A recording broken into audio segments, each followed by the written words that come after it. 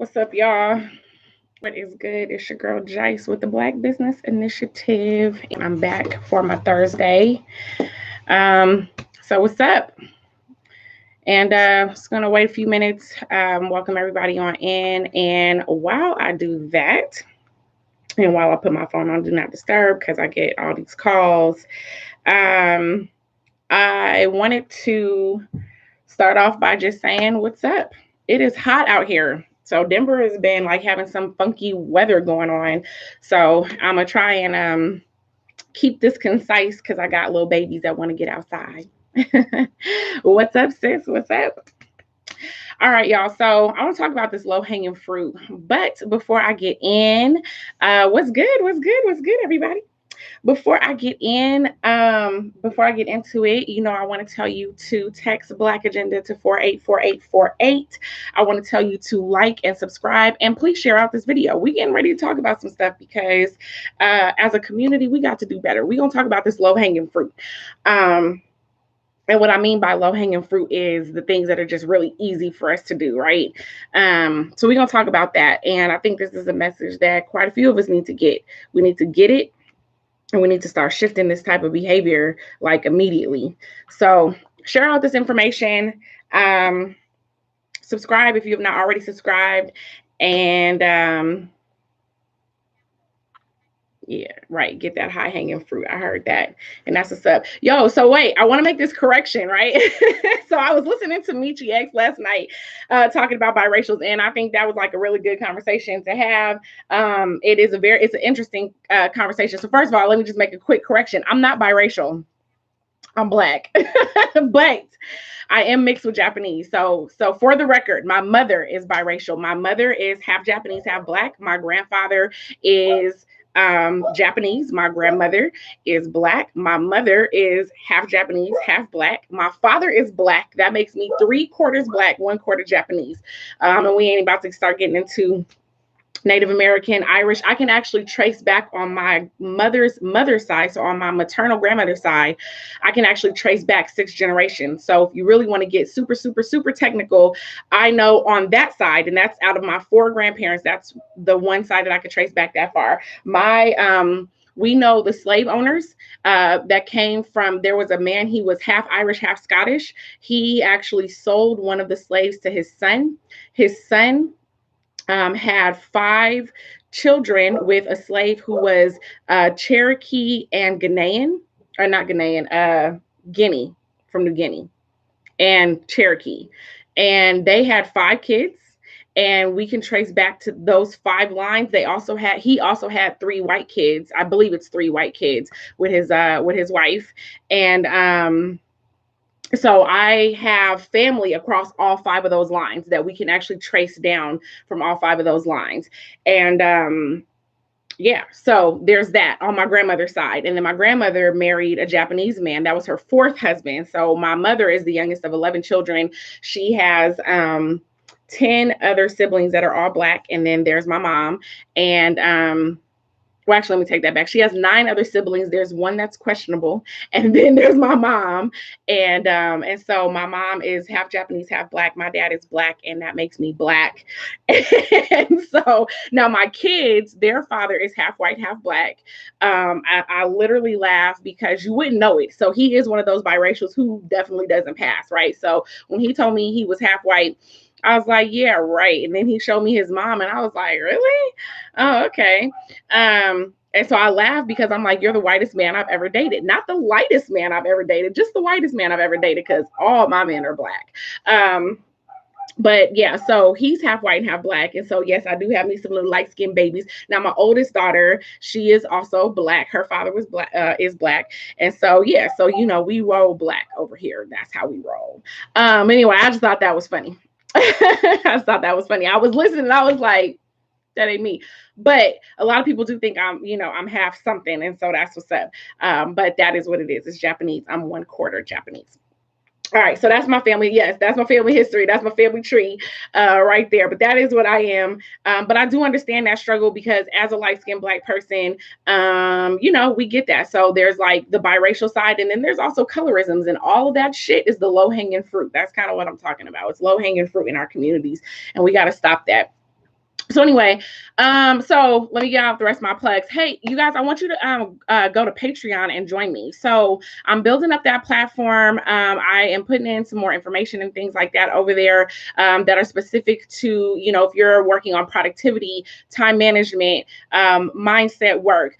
We talk about money. We talk about parenting and motherhood and those things. So you can go over to Patreon and Grind with Jice, and you can sign up. I have tiers from $1 to $20, so they're very affordable, but you can go over there and work with me. And I get that because the Black Business Initiative used to have a membership. We no longer have a membership because it was getting a little bit difficult to maintain, but I did have quite a few people who wanted to stay working with me and who also were not necessarily able to afford my coaching packages. So that was my kind of midway point to be able to really give out a lot of great information at a affordable price. You can still work with me one-on-one. If you want to do like coaching, we can do that. But that's also another way that you can connect with me and work with me there as well. So head over to Patreon and Grind with Jice.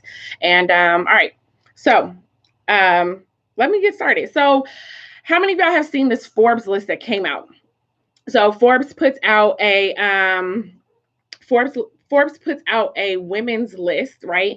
And so it's like it's actually 80 on the list. It's the top richest women, right? And they pulled Serena Williams on up in there. So Serena Williams came in at number 80. But they included her. So there's 80 women, right? And then it's been like promoted. Look, y'all, it's 4 Black people on the top richest women's list, right? And so if you haven't seen the list, let me roll out who those 4 people are. There are it is Oprah Winfrey, it is then Rihanna, it is then Beyonce, and then it is Serena Williams. What do all these people have in common? What do they have in common? Why is every Black person on the Forbes list a fucking entertainer, right? Thank you. Hello, and thank you. Why, y'all? Why is everybody on the Forbes list an entertainer? That is Black, an entertainer. And sports is entertainment. Sports is entertainment. And so we could look at certain things like, yes, at this point, Oprah Winfrey is like a CEO, right? I'm sure Rihanna, in some sense, I'm sure Rihanna looks at herself as being a CEO. Like, I'm sure they all at this point have, I'm not sure, I'm positive, they all have companies, right? But they're entertainers. That's what they are, right? Oprah Winfrey, talk show host. Rihanna, an entertainer. She's a singer, right? Beyonce, singer. And Serena, tennis, she's an athlete, right? Tennis player, right? This is what they are. So they may have started companies that have spurred out of those things, but this is what they are. They're entertainers. And I think that this goes to, so let me back up because I don't want to sound like super, super negative. So actually, let me first say, I actually congratulate these women because entertainers are not, they have done great for themselves. And in a lot of ways, they're very philanthropic. I question a lot of Oprah, but in terms of being like a business mogul, like she's on it, right? So there's some things I question from her from like a cultural perspective, but I can appreciate them, right? I can appreciate this. Here's the part that bothers me. The majority of the rest of those women on there, right? And there's one of the Kardashians, there's one of the Jenners, like they're cultural appropriators, right? But they're also entertainers, but they're cultural appropriators. But the majority of these people are actually like business owners, right? And so what happens is that we are not in these industries that really make money. And I talk about this because there's a report, and I talk about this report often, actually. First of all, I love this report. It's the Tapestry report. It was done by AEO. And the Tapestry report, the reason why I like it is because it does a lot to break down and bust a lot of these myths. And with these myths, it breaks it down in a very easy to understand and easy to digest manner, so that even if you're not a person who regularly reads reports, I think you could go in and read the Tapestry report and have a really solid understanding of what it means. But the Tapestry report talks about the primary industries that we get into when we start businesses. And I get frustrated. I do, because a lot of the businesses that we get into, again, are very like low hanging fruit type of industries. So we get into stuff where we don't need licenses. We get into stuff where we don't need certificates. We get into industries that are, like service, basically largely service-based industries, or things that are not really necessarily highly regulated, right? And so, you want to make some beauty care products, not necessarily a stringently, regulated industry, especially if you're just kind of selling it out of your trunk, or these pop-up shops, or, different things like that, right? We do tend to get, I see you put up restaurants. We do tend to get into some restaurants and things of that sort, right? And so, actually, we don't sell a lot of hair and weave. Now, we buy a whole lot of hair and weave. We don't sell a whole lot of hair and weave. We do get into like certain products, but even then, it's easy to go in and mix up like some shea butter. And I'm not taking this away from anyone, right? I'm just saying it's, mixing up some shea butter, that's easy, right? If you want to go and start making something like a washout conditioner, or you want to make something like shampoo, now we're in a different level. You want to start creating vitamins, like now we're in a different area of expertise than it does for you to go and get a bunch of butters and oils and mix them together in a concoction that feels or smells, really good to you, right? So, we get into these industries, and we can all think of them, right? Even clothes, right? We get into clothes. Matter of fact, if you like this shirt, I'm allergic to mediocrity. I did the embellishments myself, so this is not available on the website. You can go to Shop BBI. But even then, like, let me call myself out on that. That's a low hanging fruit, right? That's a drop shipping company. I had a slogan that I liked. I put it in there. You can go in and you can order it. They're gonna make it. They're gonna send it to you, and I'm gonna get a small piece of profit from that. Actually, the majority of the profit goes back to the drop shipper, because they're buying the shirt, they're paying to do the labor, they're doing the shipping, they're responsible for the taxes, and whatever a little bit is left over, that comes to me, right? And so, it's a very hands-off kind of thing. It's also a very low profit kind of a thing, right? I literally just told you, like, I make no profit really from it, because I'm not doing the work. I'm not sourcing the shirts. I'm not putting in the labor. So a lot of that profit goes out the door to the people who are doing that. Now, I sell shirts, not really for profit, but because I believe in messaging. And so I'm letting you know I'm allergic to motherfucking mediocrity. Like, that shit is real for my life, right? So that's not who I am. This is a statement shirt, right? So, but it goes to show you, like, we get into these industries that are very easy for us to get into. That is different.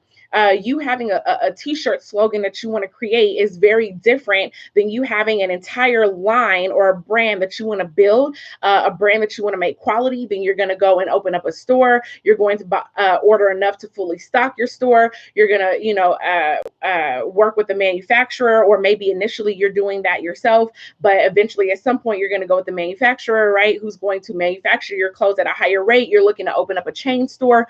Those are two different types of things. And that is an important part, because on that top list, actually in the top 10, Gap is up there.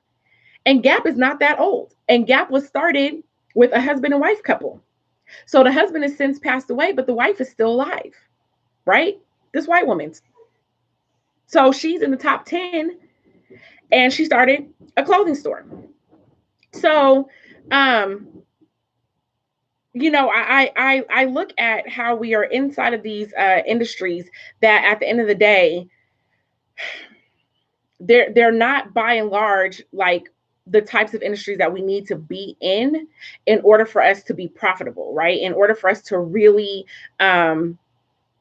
make an impact. And so we have to start looking at what types of industries there are. But before I do that, like, I just want to kind of go through this, right? These are the people who are like the top richest women in the world. Most of them are married. That might be something that we should look at. I always like to talk about success leaves clues. Let me tell y'all something. So I have kind of like it's complicated situation. I got these little babies and everything like that. And we do great at co-parenting. Okay. Like, we are some dope co-parenters. And so, neither one of us have like engaged in like major outside relationships outside of that. However, I'm single. So But co-parenting, we got that. My oldest daughter did not meet her father until last year. My oldest daughter is a teenager. She did not meet her father until last year. Okay. So I, my single parenting, I've been a single parent for 10 years. And then, now with my two littles, I'm like a partial single parent, mostly still single parent, but he chips in. Let me not throw him out. Let me not throw him under the bus. He does what he's supposed to do as a father. Okay, so that being said, success leaves clues. And I say this, a lot of successful people, in particular, a lot of successful men are married. A lot of them are married. And us in our community, we often tend to push that situation away. And I'm not going to say that it's not that we don't want it, but you do have a lot of men who are not really rushing to settle down.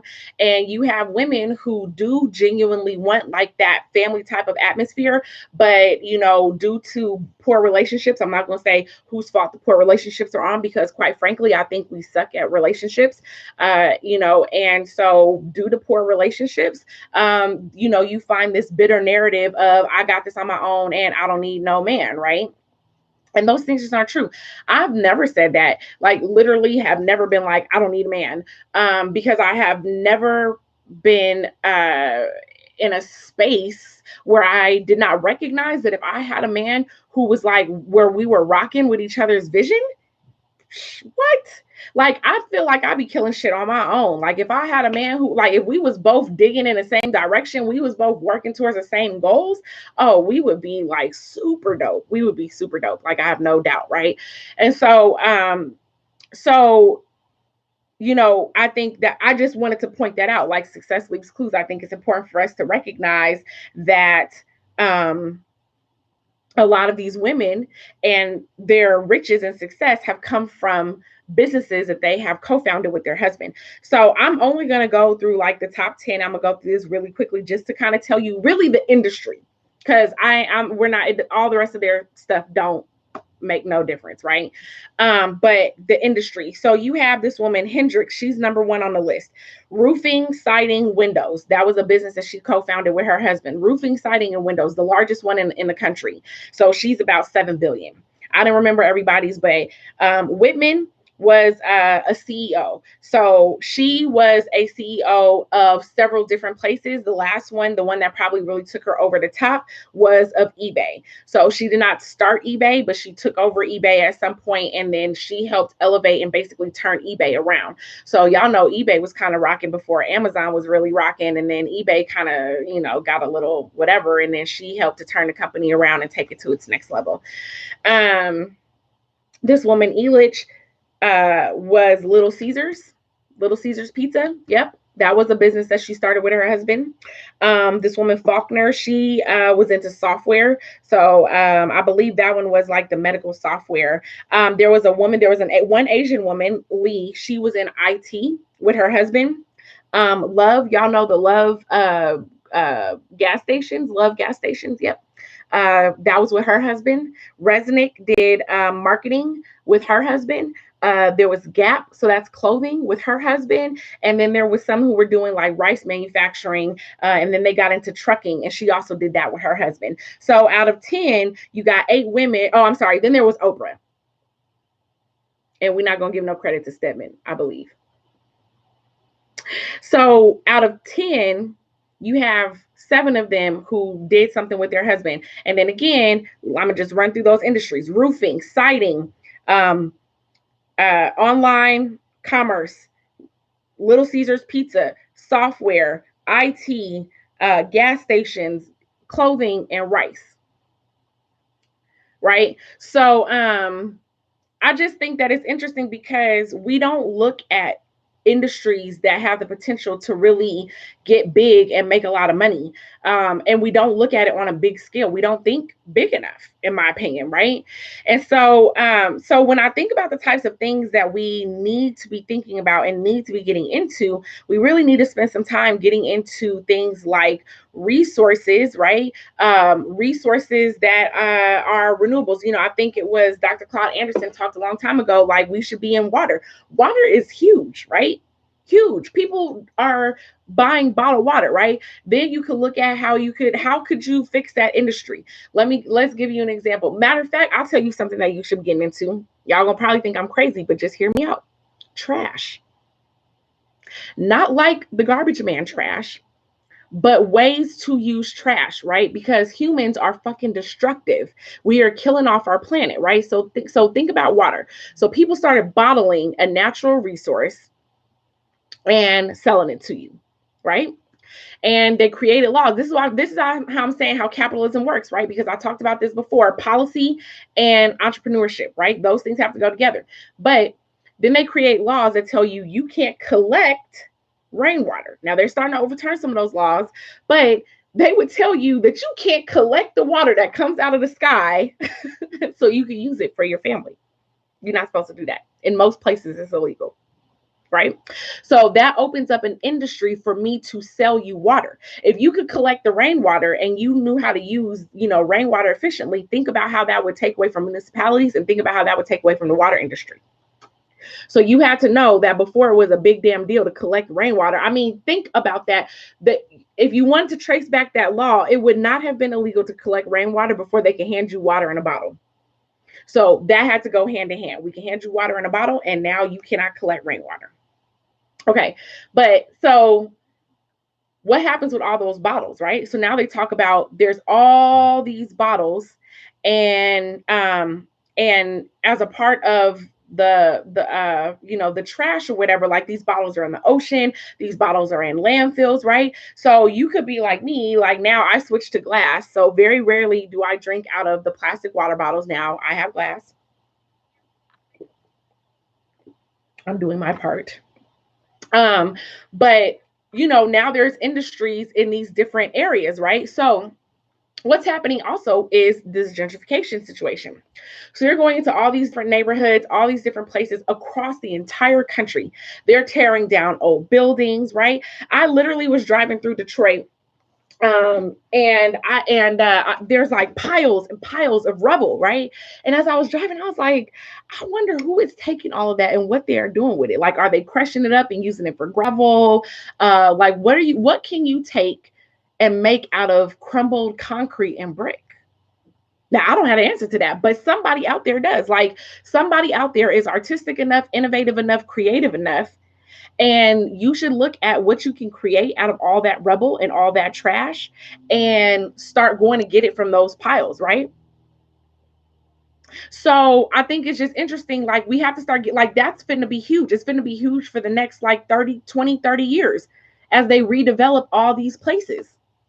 Now, do I want them to redevelop all these places in the manner that they're redeveloping them? No, but are we about to stop that? No. So like, that's an industry, right? And then you have all these landfills. So we know trash is an issue. Guess who's been paying to take trash off our hands? China. China wants our trash. So you already know they're figuring something out with that shit. Like, they're doing something with our trash.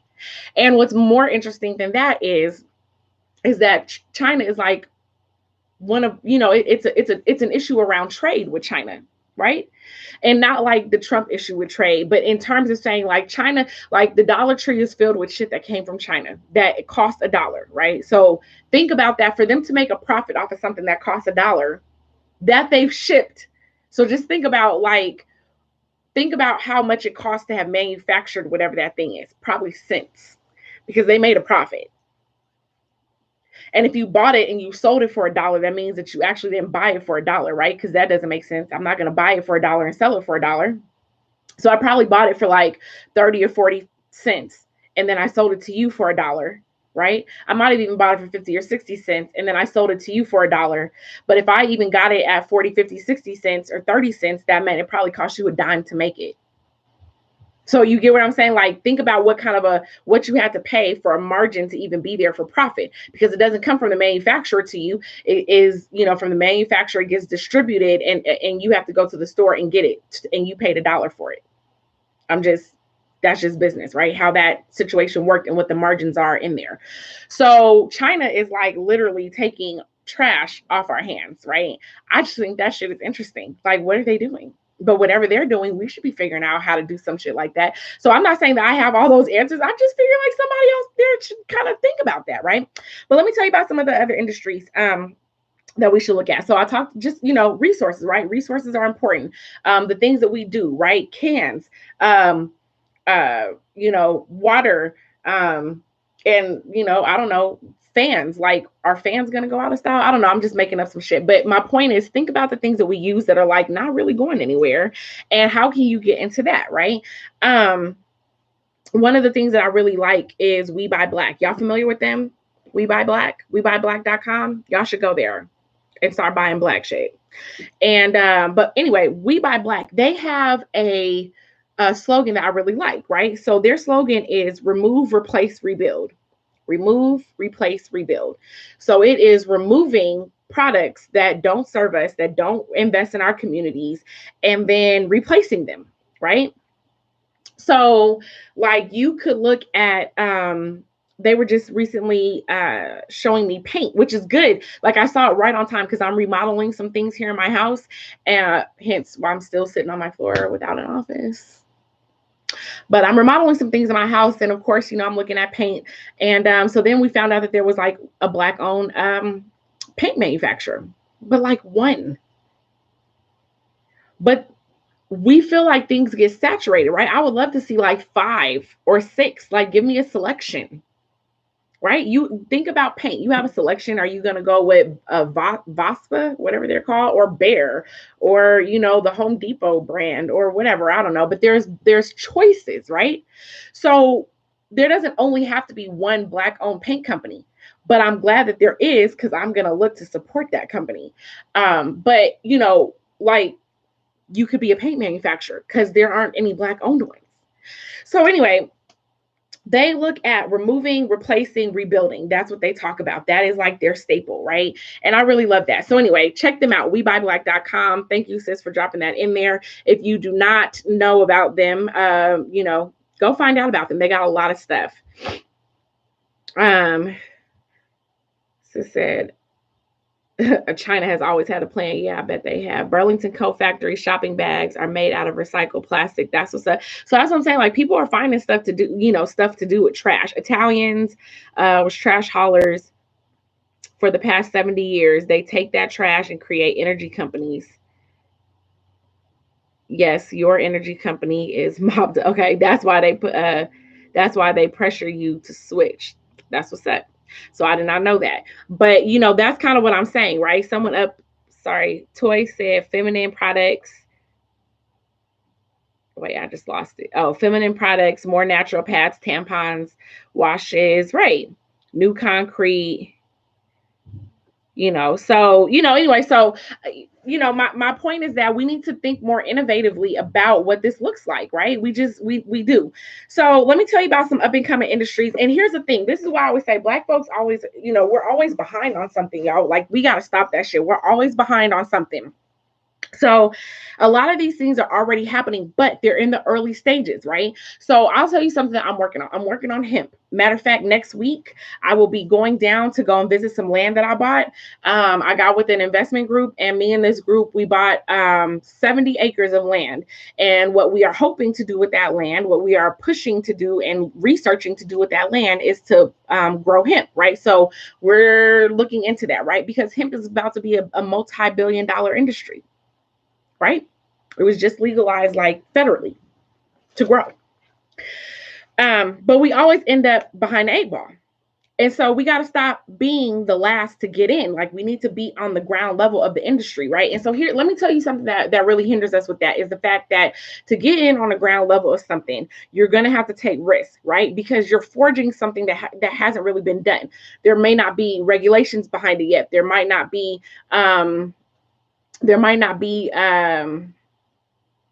protocols established yet. There might not be systems, right, established yet, right? So there's risk that's involved with getting in, but that's also where the biggest reward is. And oftentimes we just try to play it so safe. I talk about this all the time. One day I'm gonna have my friend Leo come on.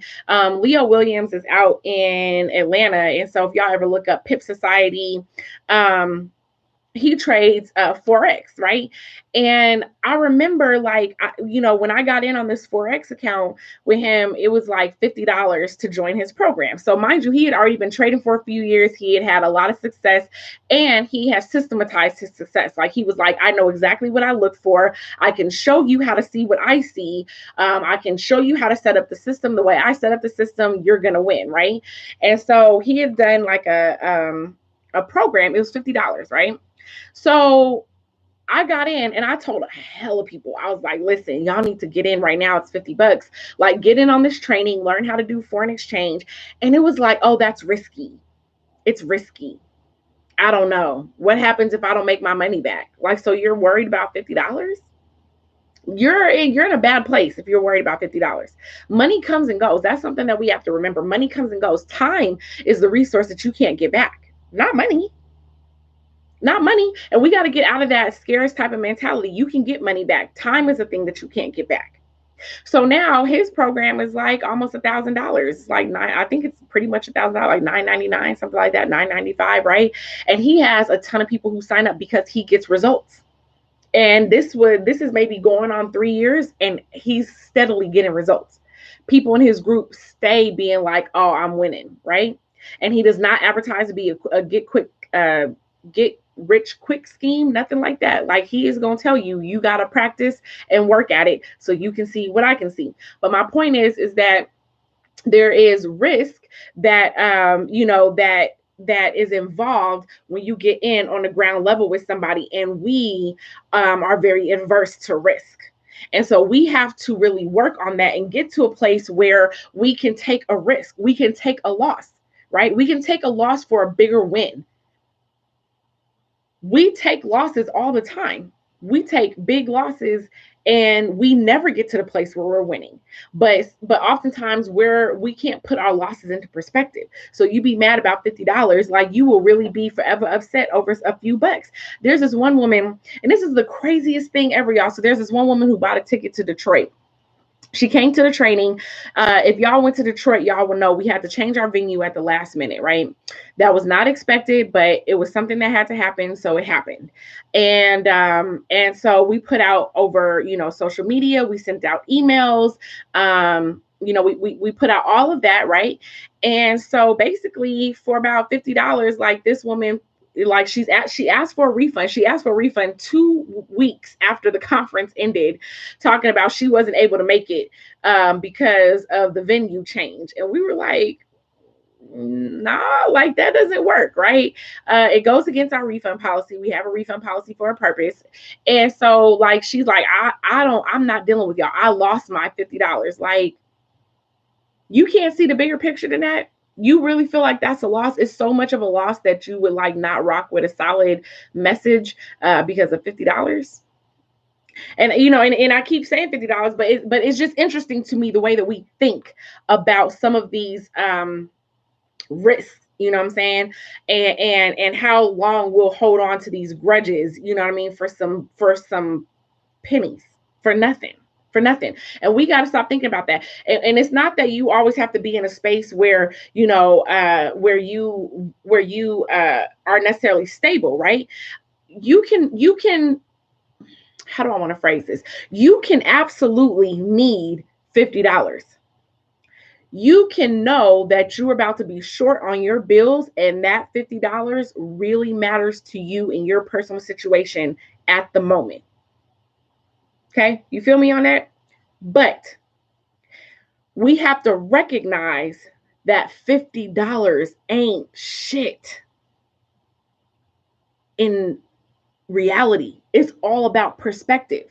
So even when I am struggling, like, I remember I lent a friend $300. And at the time when I lent it, I didn't need it. It wasn't a big deal. He didn't pay it back when he said he was going to pay it back. And all of a sudden I needed it. And I was a little bit upset that he didn't pay it back because I really needed it. But in the big scheme of life, $300 is nothing.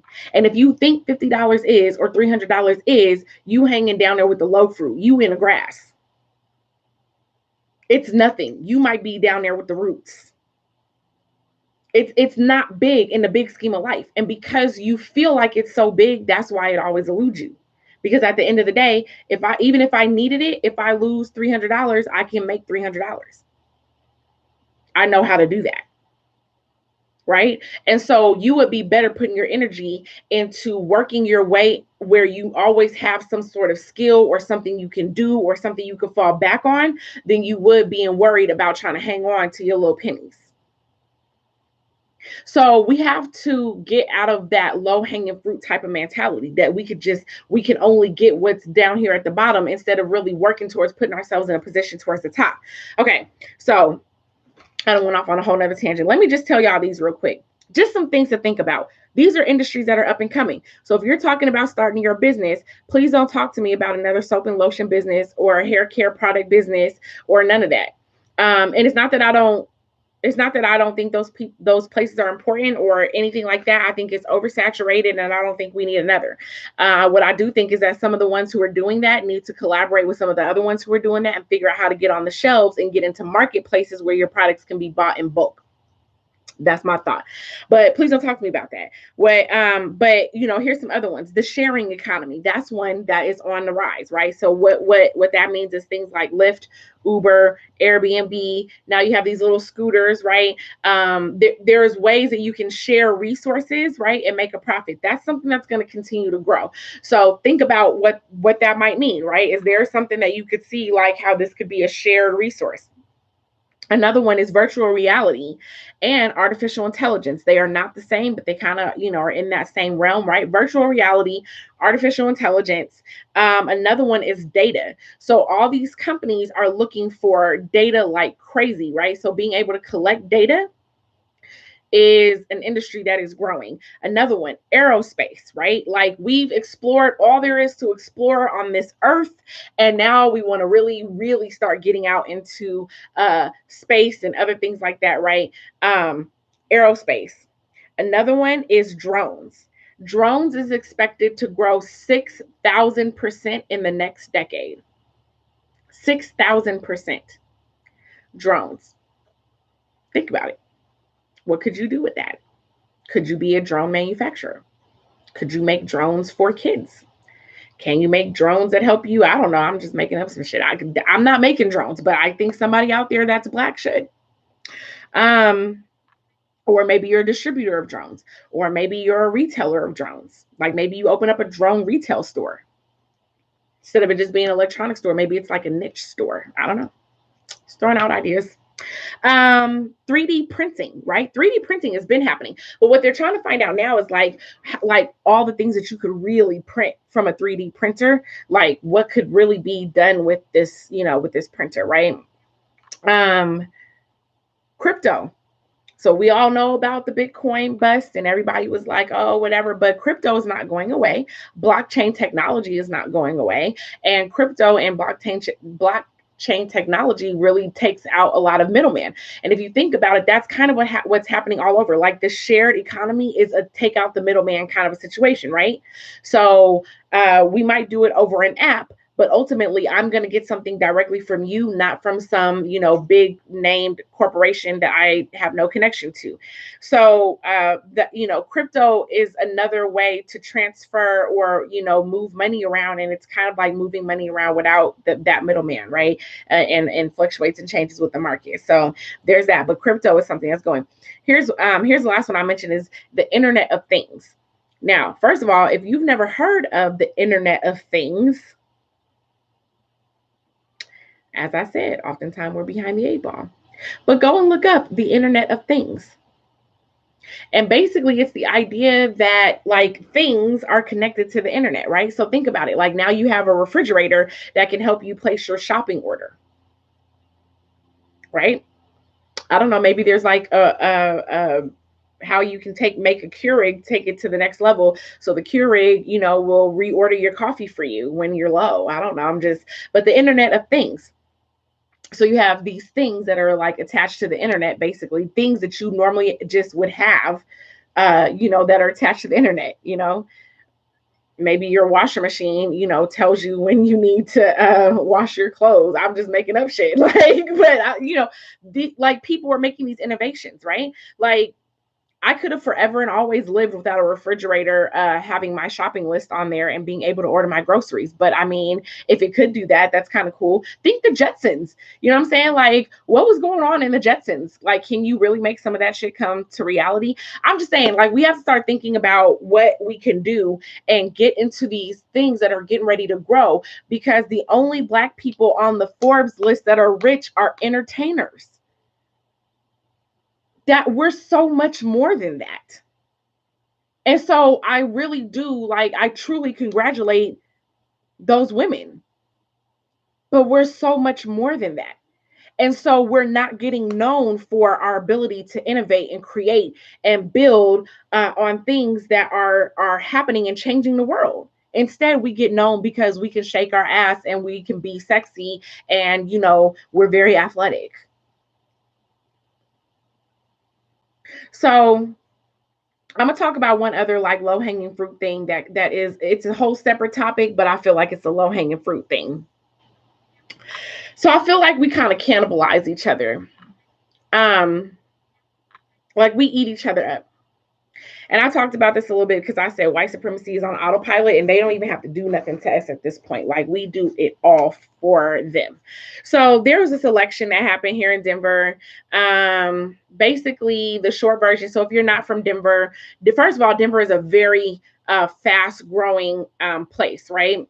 And so if you're not from here, Denver's going through gentrification. There are rising housing costs. There are stagnant wages.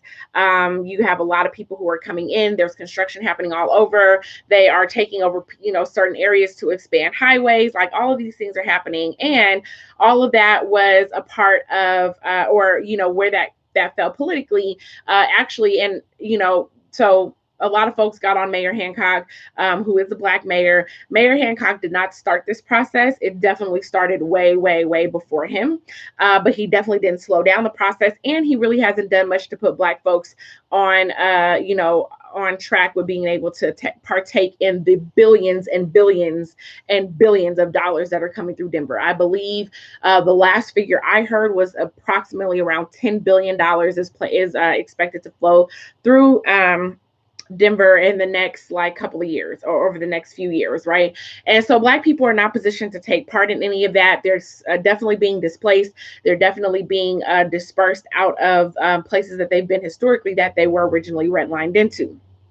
So there's a lot that's going on with that. But as a part of that, it's interesting to me that the Black community then began to like eat each other up, right? So if you were a Hancock supporter, you were cooning, you were for white supremacy, you were, you wasn't shit, right? And then if you were not for Hancock, the options were very few for Black folks. You had this one woman, Lisa Calderon. Lisa Calderon is some Latino woman. She's half Latino, half Black. So then, you had her camp. But from the Black community's perspective, wasn't necessarily a great option. From a women's perspective, a lot of women liked her, but not necessarily a lot of Black women. So I don't know. So she was out of the running. Then you have Becky, some woman named Jamie Gillis, who flip-flopped. She was a Republican, then she became a Democrat. She hadn't even voted herself for like 3 elections. I was like, who runs for mayor who doesn't even participate in the civic process? I don't know who does that and then runs for mayor. But anyway, it was a runoff between Becky and Mayor Hancock. And, Mayor Hancock ends up winning, right? So the amount of attacks that happened from Black person to Black person was crazy. I mean, it was like relationships are ruined. People is blocked, cut off Facebook. It's you're a bitch, you're a nigga. Like it's like war, right, in the Black community. And truth be told, it was some really just loud talkers more than it was a ton of people. It was enough people who were making noise to cause a lot of commotion and a lot of confusion. But those people making noise had platforms to make noise on, right? And so they're throwing like insults at each other. And I'm saying, even when you're woke, you're still fighting against each other. We got bigger enemies than us. We are not the system. We are not the system. So as much as I might make you angry, or I could tell you I voted for Trump. I did not vote for Trump. But I'm saying I could tell you that I voted for Trump. And you would call me all types of coons, and I'm this and I'm that. I'm not your problem. I'm not stopping you from your job. I'm not preventing you from getting livable wages. I'm not denying you access to capital when you want to start a business. I'm not stuffing these student loans down your face and not giving you a job after you graduate college. I'm not sending your sons and your daughters to prison. I'm not I'm not the system. I'm not the system. I'm not poisoning your water. I'm not shooting up your kids with vaccinations. I'm not the system, right? So even if I made this choice, it's easy for you to attack me. It's hard for us to attack the actual fucking system.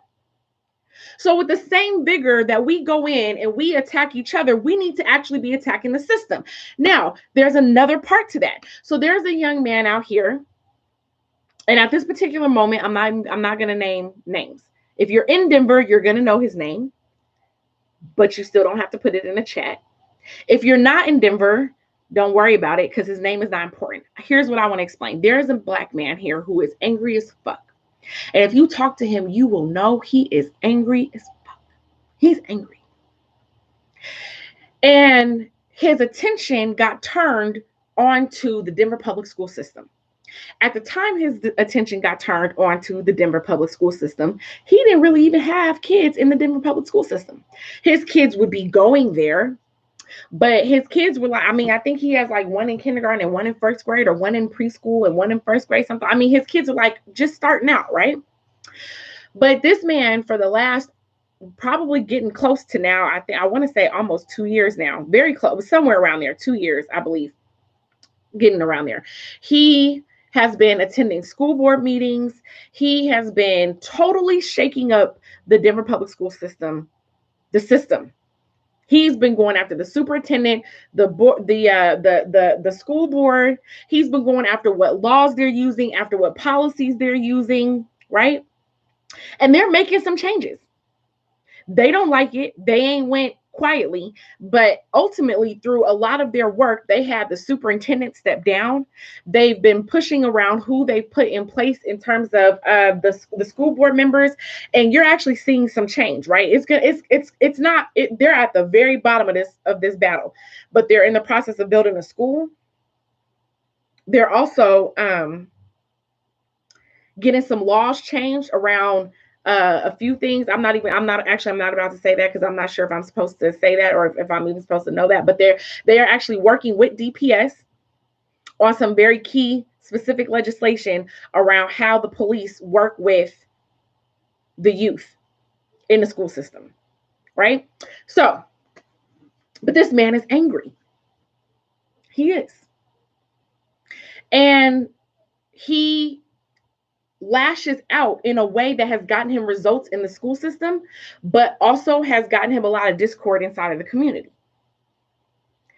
And again, it's like low-hanging fruit, because really, he's a Black man who's angry about something and then actually got the fuck up and did something about it. Did something with his anger. He's making something happen. Right? And we oftentimes want change, but we don't like what change looks like. So there's a lot of controversy that surrounds him. And some of it's warranted because in my opinion, there are some things that he could pull back on in his approach. Not his approach to the system, but in his approach to the community, right? Sometimes that he gets a few of those things crossed up. But it's interesting because he wasn't just an angry Black man who complained. He was an angry Black man who complained and then got up and did something about it. And because he's been so noisy about it, he's actually getting some results. And oftentimes we don't do that.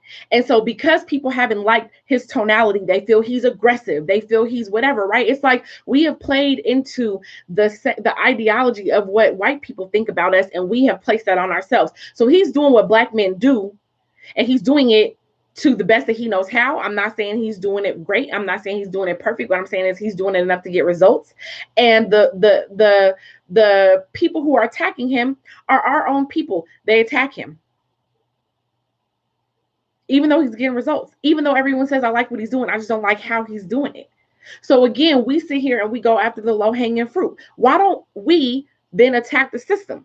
If we all agree that he should be attacking the system, we all agree behind what ultimately he stands for, which is that our children are not going to be brutalized. Our children are not going to have this shit. And if y'all understand what's happening in Denver, like what has happened is that they're basically shutting down schools. They're opening up a ton of charter schools, and some of these charter schools are like mixing a lot of kids together. So you might have an elementary school, middle school, and a high school in the same place, which is basically now being privately funded, but you couldn't go and publicly fund the high school that used to be there, right?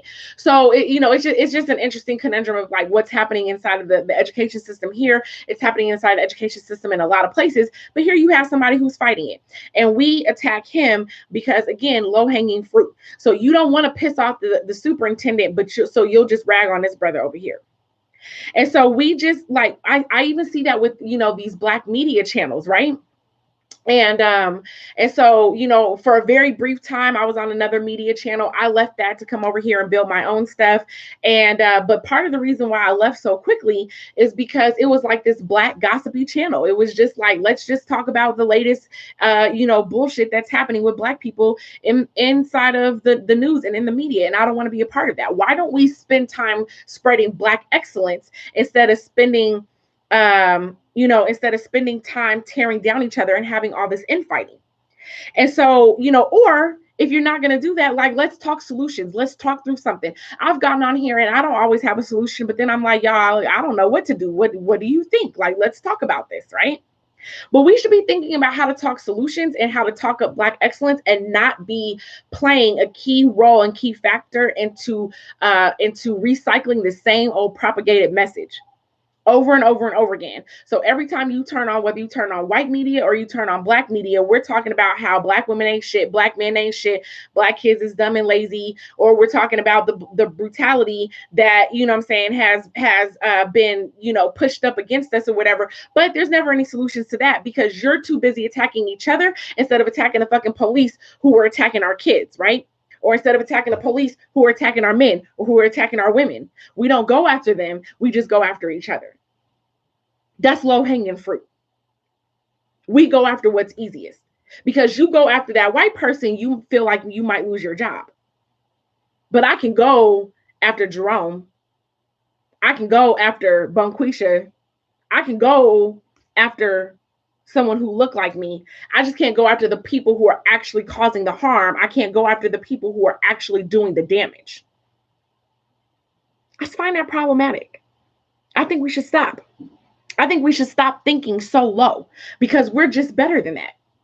Who we are, where we've come from, what we've lived through says we're better than that.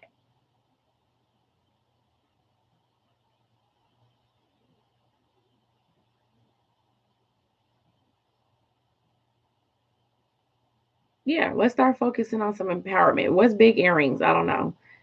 Are you saying that's me? These aren't big, I don't think, or at least they're not big to me. I don't know. We're scared, right? We're scared of that. We're scared of that. So it becomes very easy for us to just go after what is not scared. And it's and we have anger, like we're rightfully angry. When I talk about, when I'm talking about that young man, like he's rightfully angry. He's rightfully angry. And again, am I in 100% alignment with him? No, but I'm not going to attack him. I'm not going to attack him. If anything, what I feel like is that potentially his anger might be getting in the way of him moving his cause on to the next level, right? But he definitely is doing something. And so if anything, like, I would have that conversation with him. I would have that conversation to be like, bruh, like, let's reevaluate. Like, it's one thing to alienate the school board. It's another thing to alienate the community. Now let's talk about that. Like, we're not all your enemy, right? But I think that's a conversation that could be had. What I don't agree with is attacking this man, because if you're a Black man in America, you have a fucking right to be angry. You should be angry at a lot of stuff. At a lot of stuff. So, like I said, I think we have to stop like with this low-hanging fruit kind of a thing. And everywhere we have to hold ourselves to a better standard, right? I'm allergic to mediocrity. I don't do low-hanging fruit shit, except for my t-shirts, which you can get at shopbbi.com. Right? I don't do low-hanging fruit type of shit. Right? So that's all. We just need to start changing the way that we think. And really, that's so much about why I'm over here. I'm building a platform, so please share this out. But why I'm over here building a platform is because I don't want to go around and just attack Black folks. I want to talk about solutions. I want to talk about how we think. Like, let's get real about the way we think. It's not fully our fault the way that we think. We have been mentally conditioned. And I think we should really understand that. Like, we've been mentally conditioned so much so that we have people who are not woke, right? Not woke, not conscious, whatever words you want to use, right? They're not that. They're mentally conditioned. That's really easy to see because they get into a lot of the dumb shit. But then you got people who are conscious, who are woke, who are educated and knowledgeable, and they talk about the ancestors, and they wear kente cloth, and they use shea butter, right? And we're all natural this, and I love a sister that, and I love a brother this, right? And we talk all this talk. But when it comes down to it, and it's not to say that we're not active in the community, but when it comes down to it, we still attack each other. So you still conditioned. You still mentally conditioned because your easiest place to attack is to attack each other, despite however woke you are. That's a problem. Mental conditioning is a real issue. And so I'm going to just keep talking about it because then you can begin to see the way in which you are mentally conditioned. And that doesn't just happen off the rip. You have to look at something that you've done and have that inward conversation. And we get too defensive to have that inward conversation. I have a lot of pillow talk with myself. I go back and really assess so that I can make changes. But that's because I give a shit about being a better person. I give a shit about being an example to my children. That's something that I see frequently. In our homeschool community, I think we do all right. We do what we can, but we can do so much better. We got moms who will tell their kids, if the kids get into it, we'll say, hey, cut all that arguing out. What happened? Well, he did this. She did that. Okay. Let's talk it out. You did this. That's not okay. You want to apologize? I'm sorry. Oh, you did that part? That was your part in this? You have to take responsibility too. Can you apologize? I'm sorry. Okay, great. So now we're all one big community. Go play. That's how we handle the kids, right? But then the moms can't do that. Then the adults can't do that. So then when we wonder why our kids can't follow in the same thing that we're preaching at them, is because we're not walking in that same message. So then again, we're in a low fruit mentality.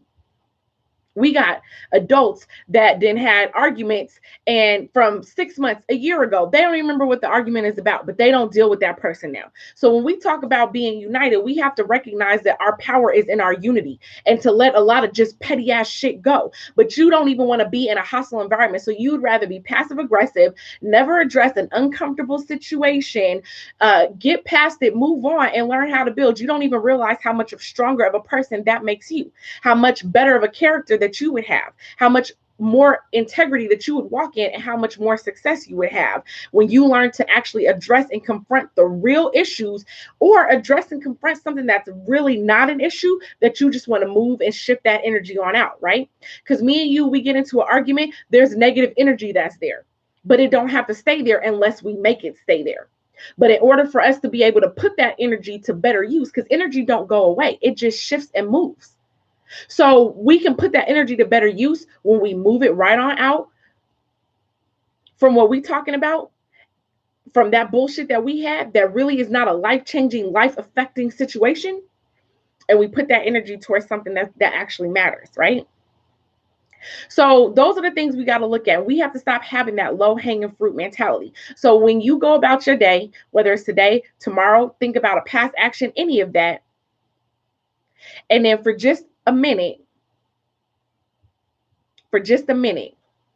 ask yourself, is this, if this thing that I'm doing, is it low hanging fruit?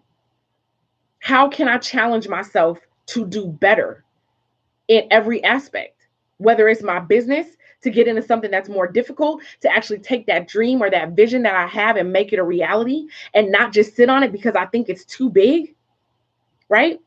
Don't think it's too big. Just start. Go for it anyway. Whether you're dealing with somebody in the community and then you got to ask yourself, like, is this really what I need to be doing right now with my energy? Right? We need to stop fighting with each other as Black people. That's low-hanging fruit. It's low-hanging fruit. So that's it for me today, y'all. Make sure that you text BlackAgenda to 484848. Make sure that you go to the BlackAgendaOnTour.com. We are in the process. Don't y'all ask me about this. Don't ask Michi about this when she come on tonight. We are in the process of updating the website. So still go to BlackAgendaOnTour.com. But tomorrow, the website will be fully updated. Who was up in here doing the most? I don't know what they were saying because y'all talking about the trolls was out. But I was over here talking, so I didn't read it. Someone said the trolls is out. The trolls is out. That's funny. There you go. Diane says she want to be a moderator. Charles want to be a moderator. The trolls is out. What was they saying, y'all? I didn't even see. That's what's up. All right, but my moderators got me, so I appreciate y'all. All right, I think I just handed y'all a couple of wrenches. I said I didn't miss much. All right, y'all. So let me put in the rest of my plugs. You know, you can catch me at the Black Business Initiative or BBIProfessional.com. Hey, in case you did not know, I do a podcast. It comes out on Wednesday. So if you are not subscribed to the channel, make sure that you subscribe and then go back, check out some of the past episodes. The podcast actually started on Anchor FM. I do still host it on there, but then I started putting the episodes up here on YouTube, so you can go back and check those out. And don't forget to go to Patreon at Grind with Jice. All right, you can connect with me. So I have about 7 or 8 discovery sessions that are coming up. So those my coaching slots are not filled. I have some sessions that are in, and we'll see, how things get filled. And I'll let people know, like, if I get full, I'll put you first on my list to contact before I open it up to everybody else to say, hey, I'm back to, my roster's back open. But if you're interested in coaching with me one-on-one, you can definitely hit me up at info@BBIProfessional. I'll send you my calendar link. We can schedule a session. And then, it's going to be first come, first serve. So if you tell me you want to coach with me and I go and I send you, all of all of my stuff and we get moving, but we don't make a move, you don't really commit. And if somebody else commit and get a spot, it is what it is. Because then once I take on all the clients I have, I take them on. That's it. I'll close. I probably won't open up again, I believe, until about fall. So if you want to, if you're looking at that, you want to talk about that, go to info@BBIProfessional.com. You can email me. I'll send you my calendar link and we can go from there. All right, y'all. So y'all know what's up. I'm here Tuesdays and Thursdays. I will see you next Tuesday. Y'all have a great weekend. Peace.